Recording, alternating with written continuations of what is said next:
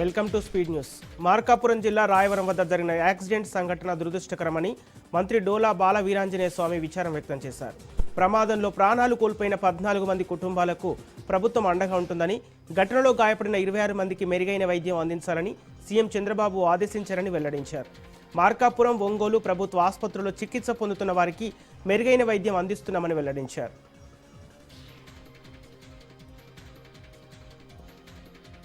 బాధిత మహిళకు న్యాయం చేయకుండా నిందితుడికి సహకరిస్తున్నారంటూ స్వాతి అనే మహిళ ఆవేదన వ్యక్తం చేసింది.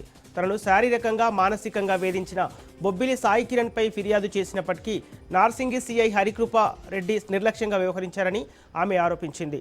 తన వద్ద నిందితుడిపై పక్కా ఆధారాలున్నాయని, ఫోటోలు, వీడియో కాల్స్ కూడా ఉన్నప్పటికీ పోలీసులు చర్యలు తీసుకోవటం లేదని స్వాతి ఆరోపించింది. అంతేకాకుండా నిందితుడు తన దగ్గర నుంచి సుమారు 30 లక్షల రూపాయలు తీసుకొని ఇంకా వేధిస్తున్నాడని పేర్కొంది. పోలీసులే నిందితుడితో చేతులు కలిపి తనకు అన్యాయం చేస్తున్నారని స్వాతి వాపోయింది.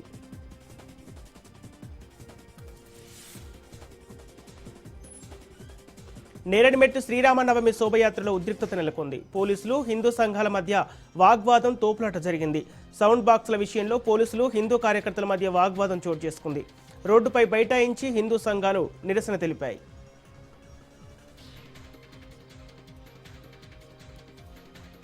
రాజన్న సిరిసిల్ల జిల్లాలో శ్రీరామనవమి వేడుకలు భక్తి శ్రద్ధలతో ఘనంగా నిర్వహించారు. ఆలయాలు భక్తులతో కిటకిటలాడగా రామనామస్మరణతో ప్రాంతం మొత్తం ఆధ్యాత్మిక వాతావరణంలో మునిగిపోయింది.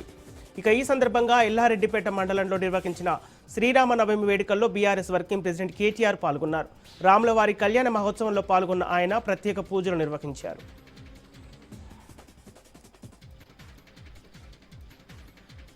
జోగులాంబ గద్వాల జిల్లా ఐజా పట్టణంలో విశేషమైన భక్తి సంప్రదాయం వెలుగులోకి వచ్చింది.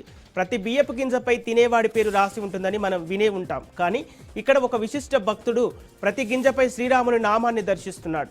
ఐజా పట్టణానికి చెందిన తుపాత్రుల ఆచార్య చక్రవర్తి చార్యులు గత 16 ఏళ్లుగా అపారమైన భక్తి శ్రద్ధలతో ప్రతి ఏటా 41 రోజుల పాటు లక్షల సంఖ్యలో బియ్యపు గింజలపై శ్రీరామ నామాన్ని జపిస్తూ అక్షింతలను సిద్ధం చేస్తున్నారు. ఈ పవిత్ర అక్షింతలను ప్రతి సంవత్సరం శ్రీరామనవమి సందర్భంగా జరిగే సీతారాముల కళ్యాణంలో వినియోగిస్తున్నారు.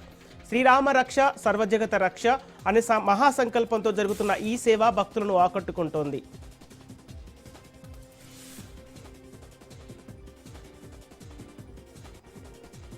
శ్రీరామనవమి పర్వదినాన్ని పురస్కరించుకొని జగిత్యాల జిల్లా కొండగట్టు అంజన్న ఆలయంలో శ్రీ సీతారాముల కళ్యాణ మహోత్సవం వైభవంగా జరిగింది.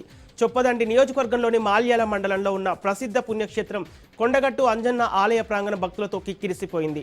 ఉదయం నుంచే వేలాది మంది భక్తులు తరలివచ్చి ఈ దివ్య కళ్యాణాన్ని భక్తి శ్రద్ధలతో వీక్షించారు. ఆలయ ఈవో అంజనారెడ్డి ఆధ్వర్యంలో అర్చకులు వైదిక మంత్రోచ్చరణ మధ్య శాస్త్రోక్తంగా శ్రీ సీతారాముల కళ్యాణాన్ని నిర్వహించారు.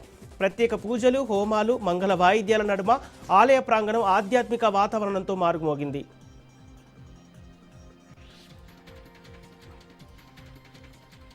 కోదాడలో ఓ ఘటన సంచలనం రేపుతోంది. ఎక్సైజ్ అధికారులుగా నటిస్తూ వైన్ షాప్ వర్కర్లు గ్రామాల్లో తనిఖీలు చేసిన ఘటన వెలుగులోకి వచ్చింది. సూర్యాపేట జిల్లా కోదాడ మండలంలో రామాపురం క్రాస్ రోడ్ వద్ద వైన్ షాప్కు చెందిన కొంతమంది వ్యక్తులు ఎక్సైజ్ అధికారుల వేషం వేసుకుని గ్రామాల్లోని బెల్ట్ షాపులపై సోదాలు నిర్వహించారు. మద్యం బాటిల్స్ను చెక్ చేస్తూ వ్యాపారస్తులను భయపెట్టారు. అయితే అసలు విషయం బయటపడింది. అదే వ్యక్తులు అక్రమంగా మద్యం బాటిల్స్ను తరలిస్తుండగా మేళ్ల చెరువు ఎక్సైజ్ అధికారులకు చిక్కారు. దీంతో వారి నాటకం బట్టబయలైంది. ఈ ఘటనతో బెల్ట్ షాప్ నిర్వాహకులు షాక్కు గురయ్యారు. నకిలీ ఎక్సైజ్ అధికారుల ముసుగులో జరుగుతున్న ఇలాంటి ఘటనలపై అధికారులు కఠిన చర్యలు తీసుకోవాలని స్థానికులు కోరుతున్నారు.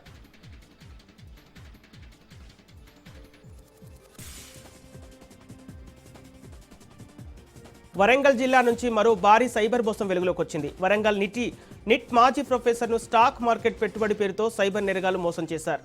ఇన్వెస్ట్మెంట్ ప్లాన్ కోసం వెబ్సైట్ను సెర్చ్ చేసిన బాధితుడు సుధాకర్ అందులోని లింక్ను క్లిక్ చేసి తన వాట్సాప్ నెంబర్ ఇచ్చారు.